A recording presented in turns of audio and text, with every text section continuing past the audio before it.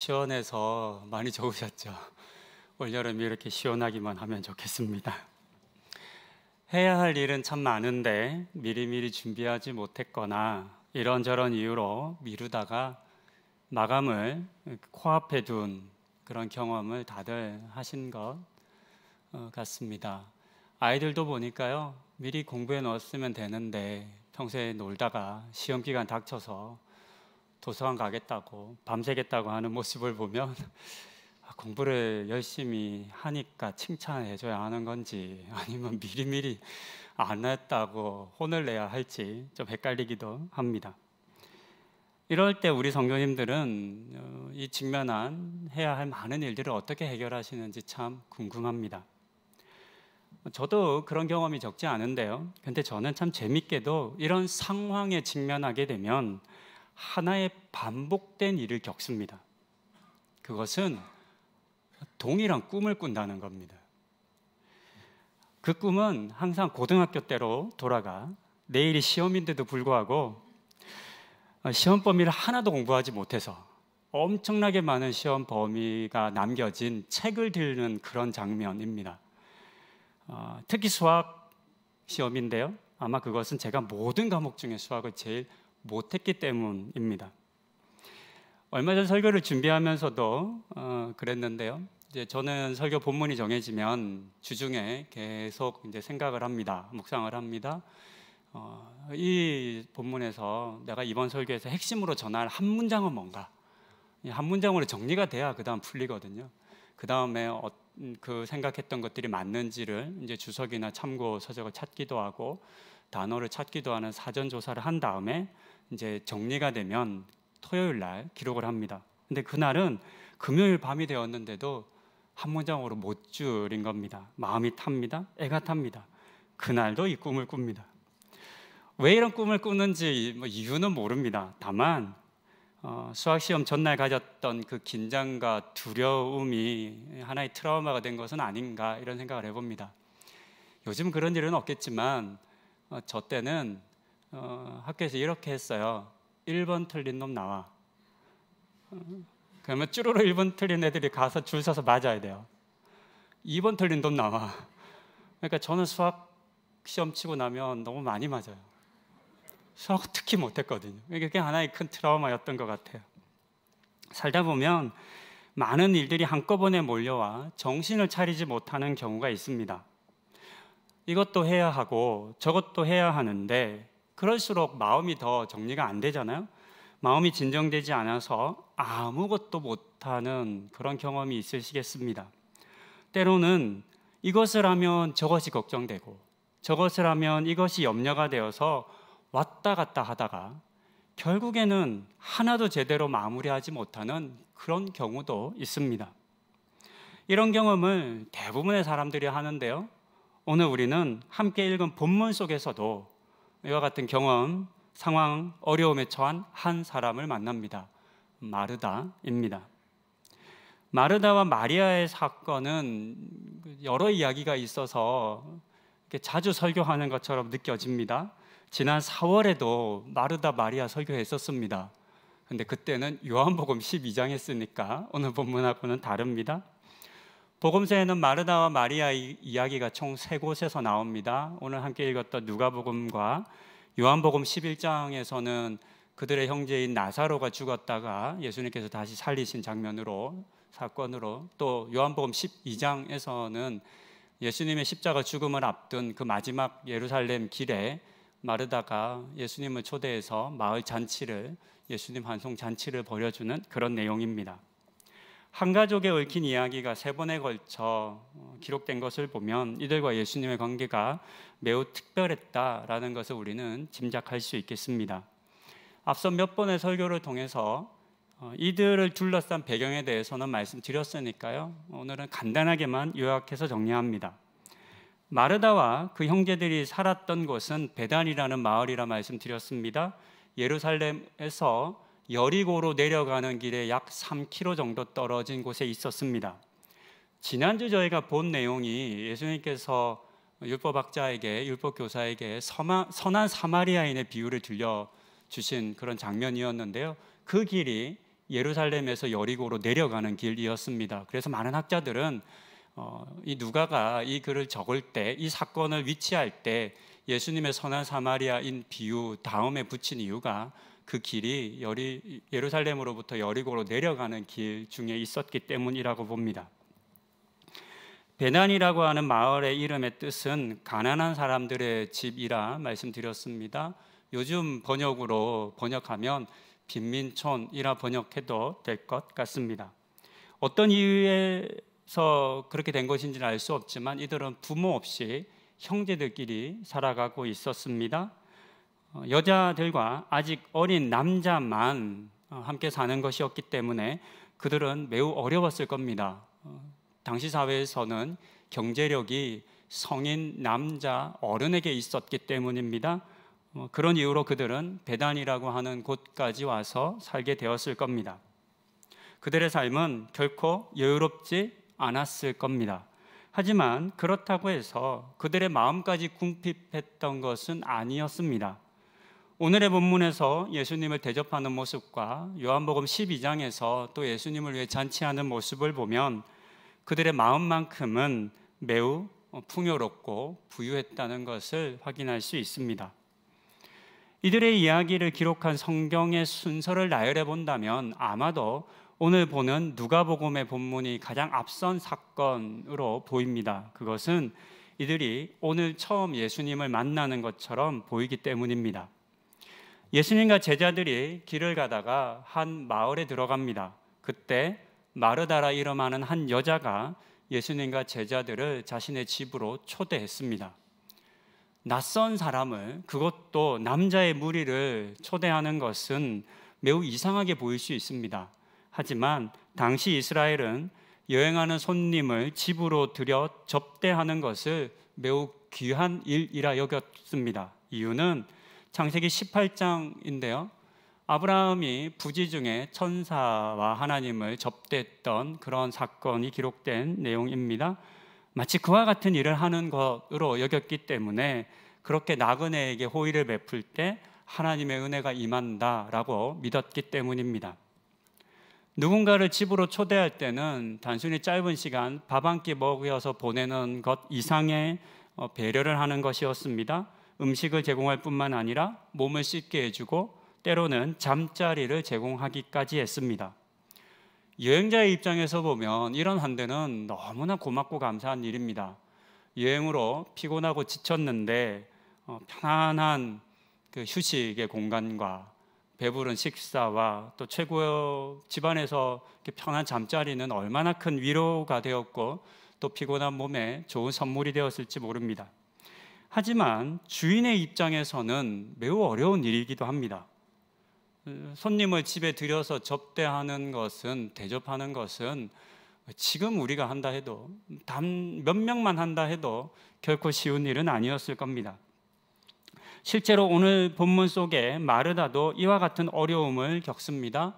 생각했던 것보다 훨씬 더 힘든 어려움을 겪게 됩니다. 10여 명이 넘는 사람들을 대접하기 위해서 마르다가 해야 하는 일은 너무나 많았습니다. 그래서 40절은 이렇게 기록합니다. 마르다는 준비하는 일이 많아 마음이 분주한지라.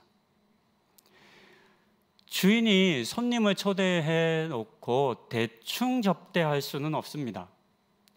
가끔 초대받는 손님들이 이렇게 이야기하잖아요. 그냥 먹던 거 먹어요. 괜찮아요. 라면 먹어도 돼요. 요즘은 그냥 이렇게 얘기하죠. 시켜 먹어도 돼요. 이렇게 얘기합니다. 하지만 여러분 집에 손님 초대해서 그렇게 안 하시죠? 정말 친한 손님 친구 말고 귀한 손님을 모셨다. 처음 집에 모시는 손님에게 찬밥을 주지는 않으시죠? 이미 해놓은 밥이 있더라도 꼭 새로 따뜻한 밥을 해서 주실 겁니다. 그것이 손님을 접대하는 모든 사람들의, 어느 나라를 막론하고 사람들의 같은 마음이겠습니다. 신방을 하다 보면 식사 시간과 겹치는 경우가 꽤 있습니다. 저희가 안내할 때 간단하게 준비하셔도 된다고, 그냥 다과 정도도 충분하다고 말씀을 드립니다. 그런데 꼭 식사 준비를 해야 되겠다라고 말씀하시는 분들이 있으십니다. 그렇게 하고 싶다고. 그래서 저에게 뭘 좋아하는지, 뭘 잘 먹는지 묻곤 하십니다. 저 아니면 다른 사역자들에게 묻기도 하십니다. 예전에 김동원 목사님께서 자신의 이야기를 들려주시면서 그때 대답하면 안 된다고, 그러면 맨날 똑같은 거 먹게 되니까 그냥 다 잘 먹는다고 얘기하라, 이렇게 가르쳐 주셨습니다. 저는 저한테 물어보신 분 이미 많으신데 제가 늘 이야기하잖아요. 저는 항상 답이 같아요. 저는 국수나 칼국수 같은 면을 좋아한다 말씀드립니다. 그런데요, 제가 우리 교회에서 신방하면서 국수 먹은 기억이 거의 없네요. 아무나 안 주세요? 분명히 좋아하는 거 얘기하면 해주시겠다고 말씀하셔서 분명히 국수 좋아한다고, 칼국수 좋아한다고 말씀드렸는데 대접 안 해주세요. 전 얼마나 좋아하냐면 혼자 집에 있을 때 칼국수를 밀어서 만들어 먹기도 합니다. 하다가 귀찮으면 수제비로 바뀌기도 하고요. 잔치국수 만드는 건 일도 아니죠. 그만큼 좋아합니다. 그런데 우리나라 사람들은 국수는 손님을 대접하기에 좋은 음식이라는 생각을 좀 안 하시는 것 같아요. 그래서 요리를 한다거나 이렇게 꼭 따뜻한 밥을 준비하십니다. 혹시 뭔가 준비하실 일이 있으면 국수 준비해 주세요. 괜찮습니다. 마르다도 마찬가지였던 것 같습니다. 그녀도 예수님과 제자들을 잘 대접하고 싶었습니다. 그래서 열심히 하다 보니까 준비하는 것이 많아졌습니다. 처음 생각했던 것과 많이 이 일이 다르다는 것, 훨씬 큰 일이라는 것을 알게 되었습니다. 종류가 많지 않더라도 그냥 13명, 최소 13명이죠. 예수님과 제자들을 포함하면 13명 되는 성인 남자들을 먹이려면 그 양이, 그것도 준비하는 것이 보통은 아니었을 겁니다. 그래서 오늘 본문에 보면 이 마르다가 분주했다라고 우리에게 알려줍니다. 분주했다는 단어의 뜻은 잘 아실 겁니다. 일이 많아서 바빴다라고 하는 의미입니다. 그런데 이 단어의 헬라어 원 뜻은 정신을 빼앗아 흩어지게 하다입니다. 정신을 빼앗아 정신이 없게 만드는 것을 의미하는 단어입니다. 그래서 우리말 성경도 굉장히 번역이 잘 되어 있는데요, 단순히 일이 많아서 바빴다, 분주했다 이렇게 적은 게 아니라 마음이라는 단어를 붙였어요. 그러니까 원 단어의 의미를 고민해서 번역이라 할 수 있겠죠. 마음을 뺏겼다, 이런 의미라 이해할 수 있겠습니다. 해야 할 일이 너무 많아서 그만 그 일에 마음을 빼앗겨 버리고 말았습니다. 여러분들도 이런 경험 하실 텐데요, 이럴 때 어떻게 이 일을 극복하시든지요, 직면한 이 문제를 어떻게 이겨내고 그 빼앗긴 마음을 되찾으시는지 참 궁금합니다. 마르다는 어떻게 했을까요? 그것도 참 궁금하죠. 이제 그 내용을 살펴보게 될 겁니다. 이런 상황에서 우리가 쉽게 답을 압니다. 사실 우리는 대부분 어떻게 해야 되는지 압니다. 그것은 그 많은 일을 내려놓는 겁니다. 그리고 일의 경중을 따지고 우선순위를 따져서 중요하고 급한 일을 하고, 또 그렇지 않은 일을 미루고, 그 다음부터는 어떻게 하는 거예요? 미리미리 차근차근 일을 해나가면 다시 이런 일을 겪지 않는다는 것을 우리는 잘 압니다. 하지만 문제는 알아도 그렇게 못한다는 데 있겠습니다. 또 그렇게 할 수 없는 분들도 계십니다. 대부분의 직장에서 일을 하시는 분들이 그럴 텐데요, 직장의 일은 내가 내려놓고 싶다고 내려놓을 수 있는 일이 아닌 경우가 많습니다. 주어진 일이기 때문입니다. 오늘 이 본문 속 마르다는 이 문제를 어떻게 해결했는지를 우리에게 보여줍니다. 그리고 그런 방식으로 이 문제를 해결하는 것이 결코 유익하지 않다는 것도 우리에게 보여주는데요, 마르다가 선택한 것은 이 문제의 이유를 자기 자신에게서 찾는 것이 아니라 다른 사람에게 있다고 생각하고 다른 사람을 비난하는 것이었습니다. 그 대상은 동생 마리아였습니다. 자신은 이렇게 바쁜데도 불구하고 부엌에는 코빼기도 보이지 않는 이 마리아, 심지어 낯선 남자들 가득한 곳에서 예수님의 발치에 앉아 있는 동생이 도무지 이해가 되지 않았습니다. 그래서 화가 나서 참다 못해 예수님을 찾아갔습니다. 그리고 40절 하반절에 기록된 것처럼 동생 마리아를 좀 꾸짖어 주시고 그녀를 속히 부엌으로 보내 자신을 도와달라라고 명령해달라 부탁했습니다. 아마도 마르다는 마리아가 와서 자신을 도우면 이 모든 문제를 쉽게 해결할 수 있을 것이다 라고 생각했을 겁니다. 사실 이런 마르다의 반응과 생각과 행동은 매우 합리적이고 당시의 사회와 또 시대의 입장에서 보면 당연한 것입니다. 마르다가 뭔가 잘못한 게 아닙니다. 우리는 이 본문을 읽을 때 굉장히 왜곡하고 오해하는 것이 있는데 그것은 마르다가 굉장히 잘못한 것으로 인식한다는 겁니다. 그 지극히 요즘 시대적인, 요즘 문화적인 해석이라 할 수 있습니다.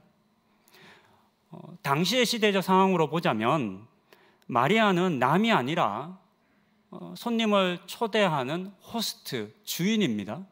그렇죠? 마르다만 주인이 아닌 거죠. 마르다의 이름이 여자 주인이라는 뜻인데요. 그래서 더 주인 노릇을 하는 것 같아요. 하지만 마리아도 마찬가지입니다. 그 집의 가족으로서 예수님과 함께한 제자들을 잘 먹일 책임이 그녀에게도 있었습니다. 또한 마리아는 여자였습니다. 당시 사회에서 집은 남자의 공간과 여자의 공간으로 명확하게 구분되었습니다. 요즘도 좀 그렇지 않아요? 부엌과 안방은 여자의 공간이 인가요? 우리 남편분들 공간은 소파랑 리모컨이지 않을까 싶어요. 당시에는 이것이 명확했습니다. 부엌은 여자의 공간, 그리고 예수님과 제자들이 있는 응접실은 남자의 공간이었습니다. 그러니 마리아에게 원래 그녀가 있어야 할 곳으로 돌아가라 라고 말해달라는 이 마르다의 요구는 결코 이상하거나 잘못된 것은 아니었습니다. 사실 이 본문 속에서 이상한 사람은 마르다가 아니야 마리아입니다. 굉장히 이상한 여자입니다. 당시의 사회에서는 거의 찾아보기 힘든 여성의 모습입니다. 앞서 살펴본 것처럼 그녀는 부엌에서 음식을 준비하고 있어야 했습니다. 하지만 마리아는 이 모든 것들을 뒤로하고 예수님 곁에 머물기 원했습니다. 그러니 이런 마리아의 모습을 마르다가 이해하지 못한 것은 너무나 당연하다 하겠습니다. 그래서 예수님을 찾아간 것입니다. 아마 마르다는 예수님께서 자기의 말을 들어주실 거리라 기대했을 겁니다. 마리아에게 너 여기서 뭐하니? 빨리 가서 밥해 라고 해줄 거라고 기대했을 겁니다. 또 그런 기대는 사실 모든 사람의 기대이기도 합니다. 마르다만의 기대가 아니라 그 자리에 있는 모든 사람들, 또 이 글을 읽는 모든 유대인들이 당연하게 생각하는 겁니다. 그런데 예수님의 반응은 마르다나 다른 사람의 예상과는 달랐습니다. 마리아를 꾸짖지 않았습니다. 오히려 마르다를 타이릅니다. 그러면서 마르다 너에게 문제가 있네. 너 너무 많은 일을 하려고 하다 보니까 이렇게 짜증나는 거잖아. 여기서 짜증 그만 내고 일을 줄여. 그냥 우리 밥에 반찬 하나로 먹자. 이런 얘기를 들려주시는 겁니다. 이런 생각을 해볼 수 있습니다. 만약에 지금 이 사건이 일어나고 있는 이 자리에 예수님이 아니라 대제사장이나 바리새인이나 또는 귀족이나 군인들이 있었다면 어떻게 됐을까요? 물론 그런 일이 있지도 않겠지만 만약에 그들이 있는데 마르다가 그들에게 와서 예수님에게 했던 말과 동일한 말을 했다면 그들은 어떻게 반응했을까요? 예수님처럼 반응했을까요? 예수님처럼 마리아가 귀한 것 좋은 거 선택했으니까 여기 있어도 돼. 마르다 네가 일을 줄여 이렇게 말했을까요? 아닐걸요. 아마 유대인들은 대제사장들은 다 마찬가지로 마르다처럼 이야기했을 겁니다. 마리아를 꾸짖고 보냈을 겁니다. 우리는 이 이야기에서 예수님의 이 대답과 반응을 어떻게 이해해야 할까요? 혹 예수님께서는 대접하고 섬기는 일보다 자신의 말씀을 듣는 것이 더 귀하고 중요하다라고 말씀하신 것일까요? 마르다에게 너는 밥을 했지만 마리아는 내 말을 들었으니까 너보다 마리아가 더 좋은 선택했어. 그러니 마리아에게를 괴롭히지 마 라고 한 것일까요? 만약에 그렇다면 앞으로 우리는 교회에서 일하시면 안 돼요. 그냥 예배만 하셔야 돼요. 저 간다고 식사 준비하지 마세요. 말씀드려야죠. 그렇지 않다는 거 잘 아실 겁니다. 예수님의 가르침은 말씀을 듣는 것이 봉사나 섬김보다 더 중요하거나 가치 있다 하신 것이 아닙니다.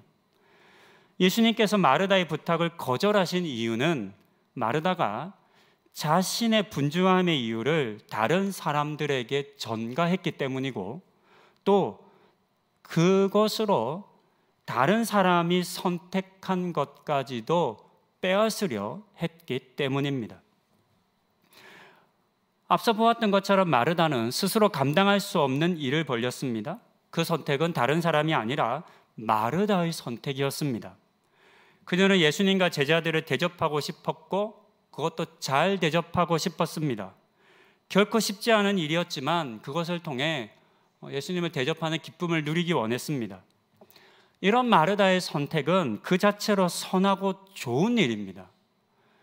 마르다가 예수님을, 그 제자들을 집으로 모셔서 쉬게 하고 또 그 배고픔을 채우겠다는 게 어찌 나쁜 일일 수 있겠습니까? 굉장히 귀하고 선한 일이고, 또 이런 일은 우리도 해야 합니다. 이 시대 속에서 그리스도인으로서 예수님의 일, 교회의 일, 여러 사회의 일들을 우리는 마르다처럼 해야 합니다. 하지만 안타깝게도 그녀는 그 좋은 일을, 그 좋은 선택을 나쁜 것에 빼앗기고 말았습니다. 이유는 앞서 본 것처럼 스스로 감당할 수 없는 너무 많은 일을 욕심내었기 때문입니다. 그래서 예수님께서는 41절과 42절 상반절에 이렇게 말씀하십니다. 마르다야, 내가 많은 일로 염려하고 근심하나 몇 가지만 하든지 혹은 한 가지라도 족하니라. 내가 감당할 수 있는 만큼만 해라. 그것만 해도 충분해 라고 하는 의미이겠습니다. 너무 많은 일을 하려고 욕심내다가 그만 마음을 빼앗기고 말았습니다. 그렇게 되자 염려와 근심이 들어왔고, 그 염려와 근심은 다른 사람을 향하게 했습니다. 비난했고 다른 사람을 조종하려 했습니다. 예수님께서는 이런 마르다의 의도와 행동을 막으신 것이지 말씀 듣는 게 더 중요하다, 더 귀하다라고 하신 것이 아닙니다. 마르다는 좋은 마음으로, 좋은 선택으로 예수님을 대접하려 했습니다. 하지만 많은 일에 그만 마음을, 정신을 빼앗기고 말았습니다. 그러자 그녀에게 염려와 근심이 밀려 들어왔습니다. 예전에 설교하면서 이 염려라고 하는 주제 단어로 설교를 한 적이 있습니다. 염려라는 단어의 우리말이, 이 한자어가 굉장히 상징적이고 의미 있다 말씀을 드렸는데요. 염려는 생각염자와 생각려자를 합친 단어입니다. 둘 다 생각하다는 겁니다. 생각에 생각을 더하면 염려가 됩니다. 그래서 그때 설교할 때 생각에 기도를 더하시자고, 그러면 염려가 되지 않는다 말씀드렸습니다. 마르다는 그 많은 일 때문에 어떻게 이 문제를 풀지, 어디에 문제가 있는 거지, 누구 때문이지, 이렇게 생각에 생각을 더하다 그만 염려와 근심으로 사로잡히게 되었습니다. 그리고 이 염려와 근심은 다른 사람을 향한 비난과 공격으로, 심지어는 다른 사람들이 누리고 있는 좋은 선택까지도 빼앗는 것으로 이어졌습니다. 이 순서가 중요합니다. 우리도 좋은 의도로 또 좋은 선택을 하고 좋은 일을 할 수 있습니다. 마르다처럼 우리가 선택한 그 일이 예수님을 섬기는 일이거나 교회에서 봉사하거나 또는 우리 사회를 유익하게 하는 일일 수 있습니다. 하지만 좋은 일을 할 때라도 그것이 하나님을 위하고 교회를 위하고 복음을 위한 일이라 하더라도 잘못될 수 있습니다. 그것이 다른 누군가의 하나님과의 관계를 깨뜨리거나 빼앗을 수도 있다는 것을 우리는 오늘 이 본문의 사건을 통해서 확인할 수 있습니다. 때로 우리는 좋은 일을 할 때 내가 감당할 수 없는 것을 욕심내기도 합니다. 또는 일을 미루거나 게으름을 피우기도 합니다. 문제는 그러다가 그 일이 우리의 마음과 정신을 빼앗아 간다는 겁니다. 마음을 빼앗기면, 정신을 빼앗기게 되면 우리에게도 두려움이, 염려가, 걱정이, 근심이 밀려옵니다. 그리고 그와 같은 것들이 나 아닌 다른 사람에게 비난의, 공격의 화살을 날리게 합니다. 마르다에게도 빼앗기지 않고 지켜야 할 것이 있었습니다. 그것은 그녀의 마음입니다. 안타깝게도 마르다는 자신의 마음을 지키지 못했습니다.